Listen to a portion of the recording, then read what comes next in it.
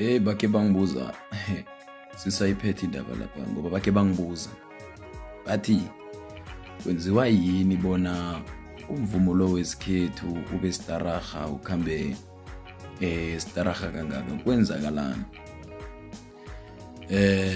Ngike ngayithatha ngathi okay, kwathina mhlawumbe abavumi kuyofuneka mhlawumbe siyicale nangenye indlela yokubana nasikhwela estage kufanele mhlambe ngikhulumele lapha navane sidlala ama-live performance. Nasikhwela estage ngibona ngathi kuqakathekile bona ingoma siyivume njengoba nayinjalo lapha ku-CD, noma-ke ingabi njengoba nayinjalo kodwana siyivume bona abalandeli bakhona ukuyizwa bona ingoma le ithini.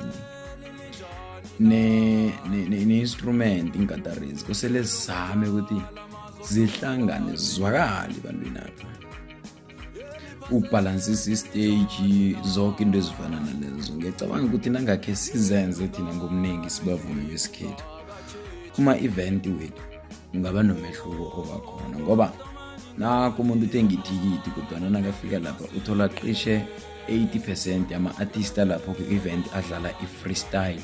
Lowo muntu loyo akasayo ukubuya enyakuzana. So mina ngitsho kubavumi besikhethu nabanye abasazovuma isikhethu, nasingene estage singene sizimisele, siziqale nokubana i-uniform siphelele na, singangeni simabholo.